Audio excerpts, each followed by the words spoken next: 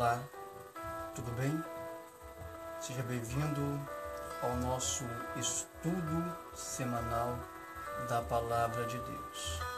Estamos numa série de estudos estudando as profecias do livro do Apocalipse e você, meu amigo, minha amiga, meu amado irmão, é o nosso convidado para juntos estarmos estudando a Palavra de Deus. Hoje nós iremos aprender a respeito de um grande desapontamento. Portanto, pega a tua Bíblia, abra-a em Apocalipse, capítulo de número 10, e vamos juntos mergulharmos nessa poderosa revelação. Neste capítulo, João, ele vai ter uma experiência doce, mas ao mesmo tempo amarga. O que isto reflete em nossos dias? Pega sua Bíblia e vamos juntos mergulhar nessa poderosa revelação. Apocalipse capítulo 10. Olha o que diz a palavra de Deus. E vi outro anjo forte que descia do céu, vestido de uma nuvem, e por cima da sua cabeça estava o arco celeste, e o rosto era como o sol, e os seus pés como coluna de fogo. E tinha na mão um livrinho aberto, e pôs o pé direito sobre o mar, e o esquerdo sobre a terra. Interessante, amigo, que aqui João ele vai ter uma visão sobre Jesus. Lembra do capítulo 1? Que João ele vai contemplar a visão de um Cristo ressurreto. Aqui, vários elementos daquela visão vai aparecer aqui novamente. João tendo uma visão de Cristo, Cristo na forma de um anjo. Às vezes você se pergunta, mas Cristiano, Jesus é Deus. Ele não é um anjo, concordo com você. Mas, geralmente na Bíblia, meu amigo, Jesus ele também aparece e a Bíblia vai dar um título de o anjo do Senhor. Ou seja, se é um anjo do Senhor, está se referindo a Jesus. Se nós olharmos para o capítulo 19, ali João ele vai adorar o anjo. E o anjo vai dizer para João, não faça isso, porque eu sou teu conservo. Adorai a Deus. O anjo não aceitou aquela adoração. Agora, quando nós olhamos para o Antigo Testamento, Jesus ele vai aparecer em diversas vezes como sendo o anjo do Senhor. Lembra de Josué? Josué ali ele vai ter a visão de um anjo e ele vai ficar assustado. Quem és tu? Ele vai dizer, não, eu sou aquele que faz parte do exército de Deus. E Josué então adorou o anjo. E o anjo aceitou a adoração. Ou seja, quando alguém adora o anjo e o anjo aceita a adoração, ali está relacionado a Cristo. Porque anjo nenhum aceita a adoração. Agora, se aceita, é porque não está se tratando de um anjo simples ou de um anjo qualquer, e sim da pessoa bendita de Cristo Jesus. Aqui João, ele vai contemplar Jesus. Percebe-se que elementos aqui vão aparecer novamente. Por exemplo, o arco-íris, que nós lemos lá no capítulo 4, que estava ao redor do trono, que simboliza a misericórdia de Deus. Ou seja, esses elementos, eles vão surgir novamente. E este ser, amigo, que é o próprio Cristo, ele tem na sua mão um livrinho. E olha só o que vai acontecer. Vamos ler aqui, amigo, o versículo de número 9. E foi ao anjo dizendo, dá-me o livrinho. E ele disse-me, toma-o e come-o. Ele fará amargo no teu ventre, mas na tua boca será doce como o mel. Então tomei o livrinho da mão do anjo e comi. E na minha boca se fez doce como o mel, e havendo-o comido, o meu ventre ficou amargo. João ele vai receber aqui uma ordem, dizendo, pega o livrinho que está na mão do anjo e ali o coma. João tomou o livrinho e comeu. Na sua boca ficou doce, mas quando desceu em seu ventre, ficou amargo. Alguns historiadores e teólogos interpretam este livrinho como sendo o livro do profeta Daniel. Mas por que muitos têm essa visão? Porque o livro de Daniel e o livro do Apocalipse, ambos se complementam, sendo um história e o outro profecia. Ou seja, há muita ligação entre esses dois livros e ambos os livros se complementam. Alguns têm esta ideia que este livrinho que João toma do anjo é o próprio livro do profeta Daniel. Queridos e amados irmãos, geralmente, meu amigo, algumas pessoas às vezes têm marcado datas para o início da volta de Jesus. Veja que aqui João ele tem uma experiência doce, mas ao mesmo tempo amarga. Percebe-se, amigo, que durante a história, durante o desenrolar da história humana, houve um acontecimento semelhante a este, no qual registrou o Apocalipse capítulo 10. Essa experiência doce e ao mesmo tempo amarga. Eu não sei se você já ouviu falar de um homem chamado Guilherme Miller. Este homem, ele era um fazendeiro norte-americano, membro da Igreja Batista. Este homem, ele se aprofundou muito nos conhecimentos bíblicos.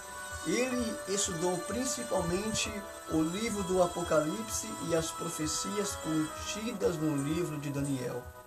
Mas teve algo que este homem ele não conseguiu compreender, que foi a profecia de Daniel, capítulo 8, e o versículo de número 14.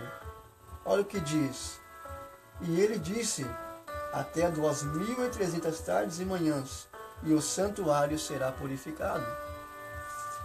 Este homem, ele ficou durante anos e anos estudando essa profecia dos 2.300 anos.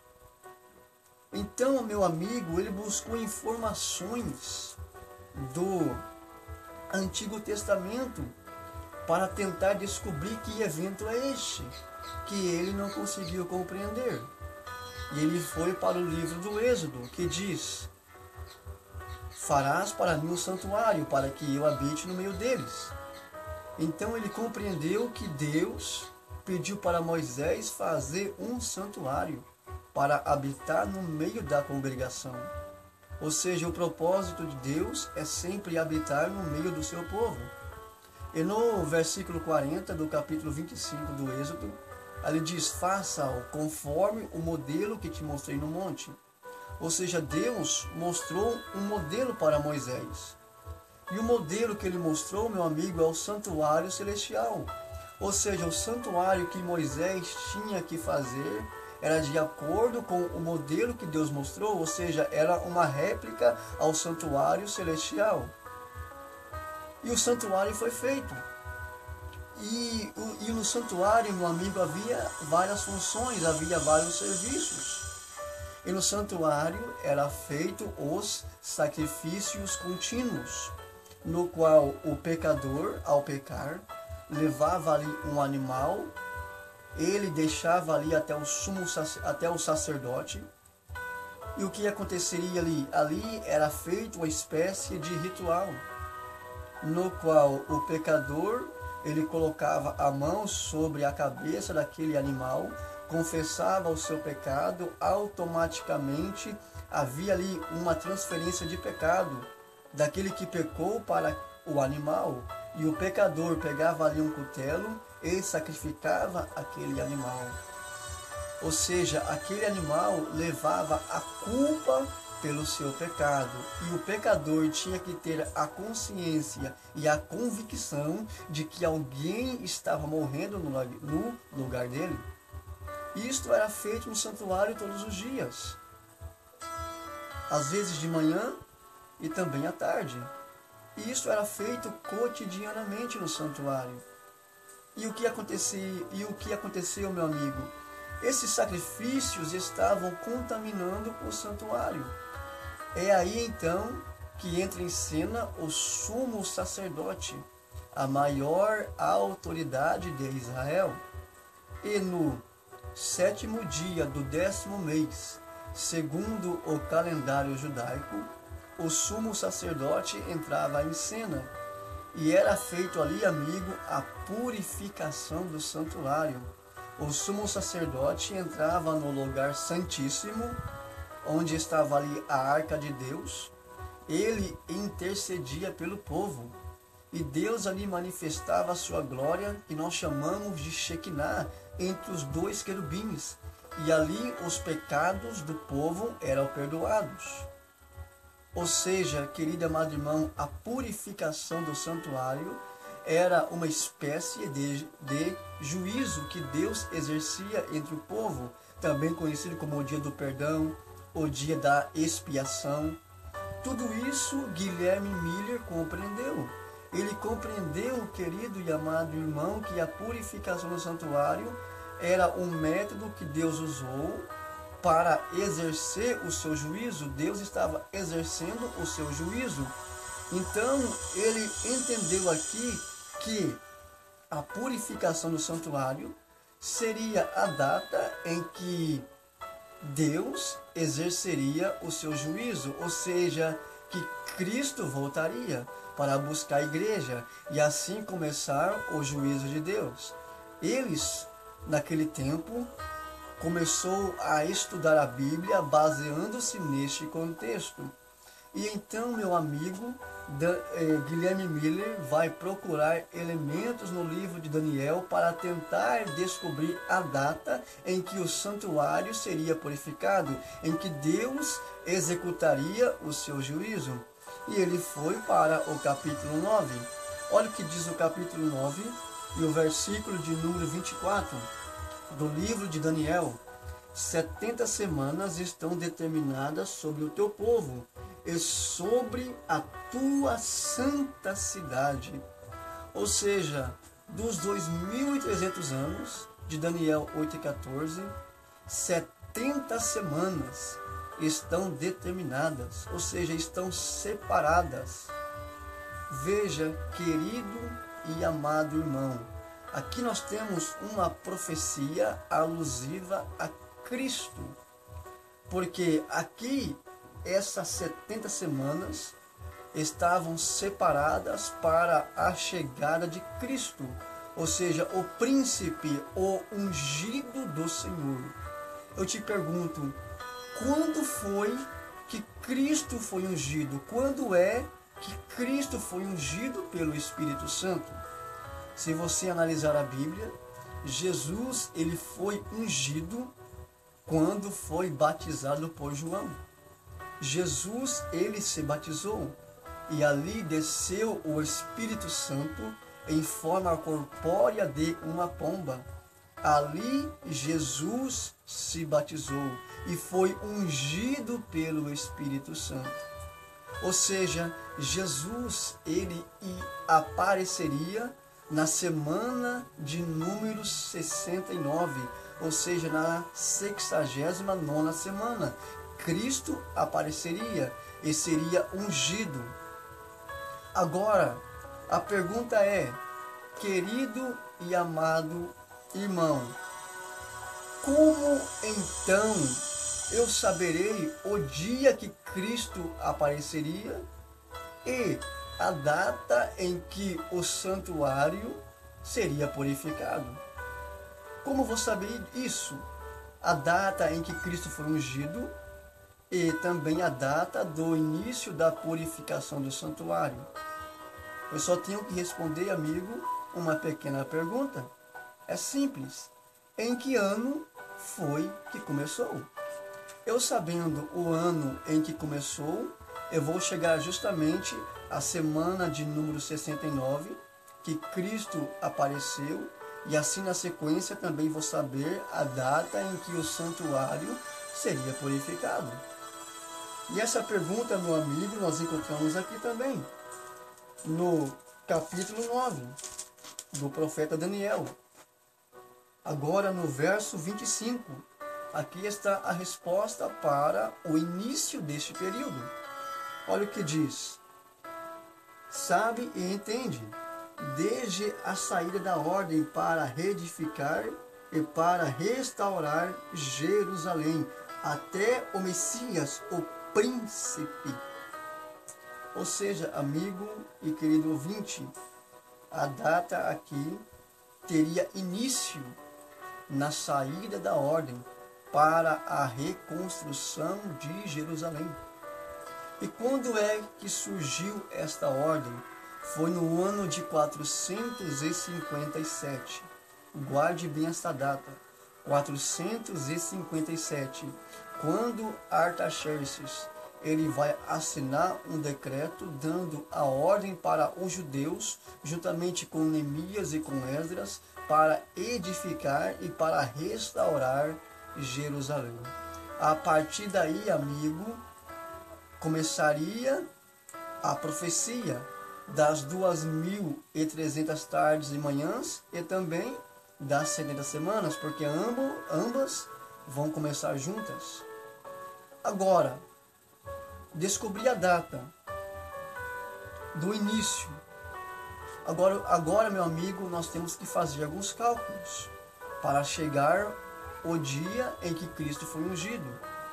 Se você pegar, amigo e querido ouvinte, 457 antes de Cristo e for viajar na história 69 semanas, que na profecia são 483 anos, nós vamos chegar ao ano 27. Ou seja, no ano 27, Cristo foi batizado e foi ungido pelo Espírito Santo. E segundo a história, Jesus ele se batizou no ano de Tibério César, que era o imperador romano daquele tempo. Agora vamos continuar lendo, meu amigo, a profecia. Olha para o verso 27. Ele firmará um concerto com muitos por uma semana, e na metade da semana fará cessar os sacrifícios e as ofertas de manjares. Ou seja, uma semana na profecia são 7 anos. 27 mais 7, nós vamos chegar ao ano 34. Ou seja, no ano 34, o que aconteceu? Se encerrou o período das 70 semanas. Cristo apareceu no final da 69ª semana e início da 70ª. 7 anos, nós chegamos até o ano 34. Ano em que se encerrou esta profecia. E repare que na metade da semana, ou seja, 3 anos e meio, iria cessar os sacrifícios do santuário. E quando é que isso aconteceu? Durante 3 anos e meio, Jesus pregou para os judeus. Jesus ensinou, Jesus ali discipulou, pregou a palavra. E no ano 31, Jesus ele morre na cruz. Quando ele morre na cruz, automaticamente, amigo, cessa todos os sacrifícios do santuário, porque Cristo, ele é o Cordeiro que tira o pecado do mundo. E hoje, meu amigo, não precisamos mais sacrificar os animais, porque Cristo pagou um preço por nossos pecados. Ou seja, na metade da semana se encerrou os sacrifícios do santuário com a morte de Cristo. E durante 3 anos e meio, ele continuou fazendo aliança, mas com os discípulos. Ou seja, 3 anos e meio. Jesus, ele fez aliança com os judeus. Na metade da semana, ele morreu na cruz.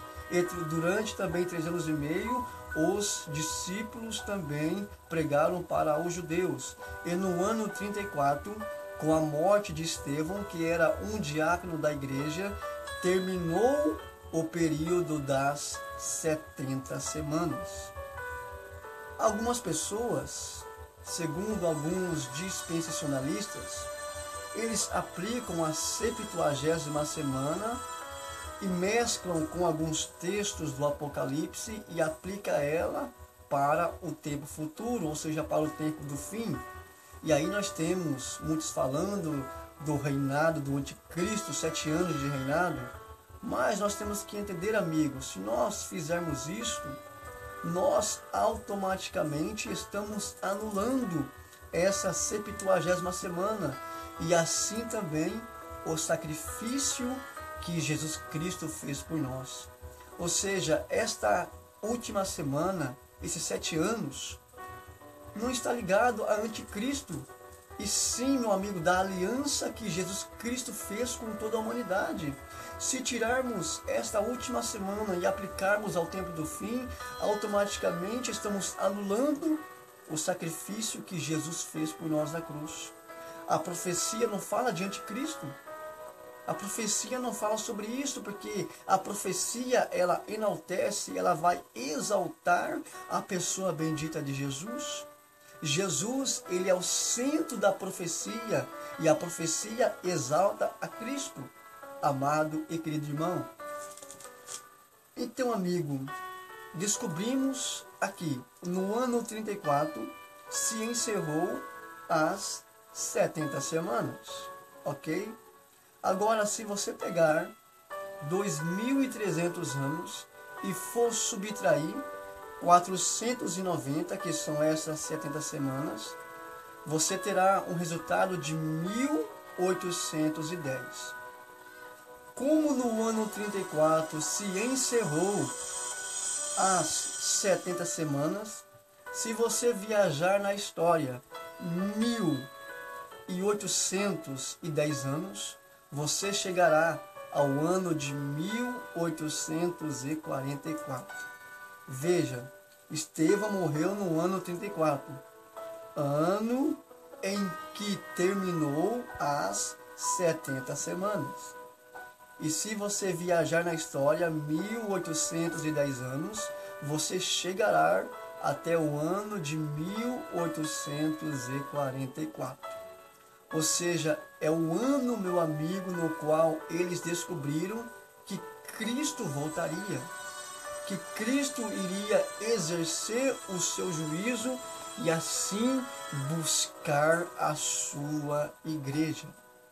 Após descobrir o ano, agora é descobrir a data em que Cristo voltaria. E segundo o calendário judaico, no 7º dia do 7º mês, era feita a purificação do santuário e o juízo de Israel. Então eles compararam com o nosso calendário, que é um calendário gregoriano, e chegaram até a seguinte data, que no dia 22 de outubro de 1844, Cristo voltaria. Você já imaginou, meu amigo? Essa notícia soou doce nos lábios de muitas pessoas. A experiência que João teve no capítulo 10. A notícia da volta de Cristo soou doce na vida de muitas pessoas, na boca de muitas pessoas. E algumas pessoas ali fizeram alianças, pediram perdão. Ali alguns venderam as suas propriedades, ou seja, cada pessoa, cada cristão daquele tempo, começaram então a se preparar para este evento. Você já imaginou o rebuliço acontecendo? Cristo voltaria, Jesus está voltando e nós vamos morar no céu. Jesus está voltando, não há tempo para mais nada, nós vamos se preparar para este maior evento. Ali causou o maior rebuliço, a notícia da volta de Jesus. isto vem o doce na boca de João. Agora, passando o dia 22 de outubro, Jesus não veio. Jesus não buscou a igreja naquele dia. E o que aconteceu? Houve um grande desapontamento. Aí surge o amargo em seus ventres. Ou seja, a notícia da volta de Cristo soou doce na boca de muitos. Mas quando Jesus não veio naquele dia, aí veio a experiência amarga, porque Cristo não veio e não buscou a sua igreja. Interessante, amigo, que eles fizeram os cálculos. Os cálculos estão certos. As datas proféticas também estão tudo certas. Mas sabe o que aconteceu? Guilherme Miller, ele fez tudo certo. Mas ele só errou, amigo, numa coisa. Ele só errou no evento. Porque este evento não se tratava da volta de Cristo. E sim, amigo, na mudança do ofício de Cristo. Porque Cristo, ele atuava como sacerdote. Ali Cristo, nessa data, mudou o seu ofício para sumo sacerdote. Ou seja, Jesus, meu amigo, ele está no lugar santíssimo, atuando como sumo sacerdote e fazendo expiação em prol dos nossos pecados. Os cálculos foram certos, mas o evento é que estava errado. Jesus não voltaria naquele dia, e sim Cristo mudaria o seu ofício de sacerdote para sumo sacerdote, e começaria então um período de purificação no céu. Cristo fazendo expiação por nossos pecados, para que a humanidade venha se arrepender e assim venha se reconciliar com Cristo. Jesus, ele está no santuário hoje, meu amigo. E essas datas apontando para a volta de Cristo é algo, meu amigo, que ocorre em nossos dias como um grande desapontamento. Aconteceu no ano de 1844, inclusive o ano em que iniciou-se o tempo do fim. Essa data iniciou-se o tempo do fim. E assim o ofício de Cristo, de sacerdote para sumo sacerdote. E nós vemos hoje muitas pessoas apontando datas para a volta de Cristo. Mas a Bíblia Sagrada não aponta nenhuma data. Nós temos eventos surgindo e anunciando a volta de Cristo. Mas não temos uma data específica. Nós temos os sinais. Nós temos a Bíblia apontando isso nas profecias, mas em nenhum momento a Bíblia vai revelar data. Algumas pessoas vêm apontando data. Você se lembra de 1999, o reboliço que foi? Que Cristo voltaria naquele ano e Jesus não voltou. Lembra também do ano 12 de 2012, que Jesus também voltaria e Jesus não voltou. Ou seja, muitos estão apontando datas. E isso tem causado muito desapontamento na vida de muitas pessoas. Mas em nenhum momento, amigo, a Bíblia vai nos revelar data. Nós temos os sinais da vinda e da volta de Cristo. Mas interessante, amigo, o que eu quero falar para você agora. A você católico, ateu, espírita, você que se afastou dos caminhos de Deus. Amigo, Jesus hoje, ele está no santuário. Ele está intercedendo por nós, intercedendo por mim, intercedendo por ti. Jesus, ele quer salvar a tua família. Ele quer salvar a tua vida, meu amigo. Enquanto Cristo estiver no santuário, há esperança para toda a humanidade. Enquanto Jesus Cristo estiver no santuário, ainda há redenção para toda a humanidade, para todo o povo. Jesus, ele quer salvar a tua família. Ele quer salvar a tua casa. Ele quer entrar dentro do teu lar, dentro da tua família. Ele quer fazer uma mudança extraordinária na tua vida. Mas para que essa mudança aconteça, meu amigo, você tem que se abrir para Jesus. Você tem que abrir a tua vida para Jesus e deixar Ele fazer morada dentro de você. Hoje Ele está no santuário, intercedendo por nós, intercedendo por ti, no intuito para que você se arrependa dos seus maus caminhos e venha aceitá-lo e reconhecê-lo como Deus e como teu Senhor. Mas vai chegar um tempo, amigo, em que Cristo deixará o santuário. E quando é que Cristo vai deixar o santuário? Quando Ele vier buscar a sua igreja. Quando Cristo voltar para buscar a igreja, meu amigo, aí não há esperança para mais nada. Enquanto Ele estiver no santuário, ainda há uma esperança, ainda há uma salvação.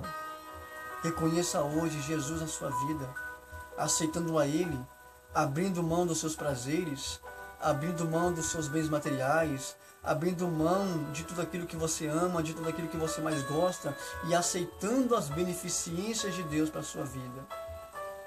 Amigo, reconheça Jesus, aceitando a Ele como teu Salvador, porque Ele está no santuário celestial, clamando e intercedendo por mim e pela tua vida.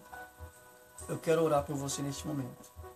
Inclina a tua cabeça e vamos juntos orar.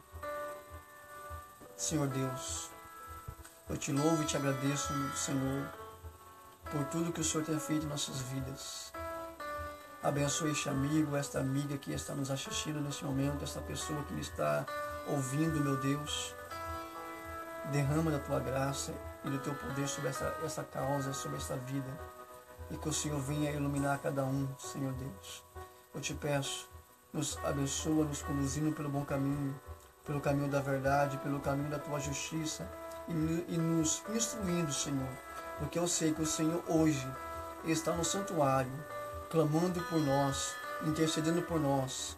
Ajude este amigo, ajuda esta amiga para que ela venha se arrepender dos seus erros e assim se converter dos seus maus caminhos e aceitando a Ti como o único Deus, como o único Salvador. Eu clamo por este, é a minha oração, em nome de Cristo Jesus. Amém. E lembre-se, meu amigo, lâmpada para os meus pés e luz para os meus caminhos é a tua palavra.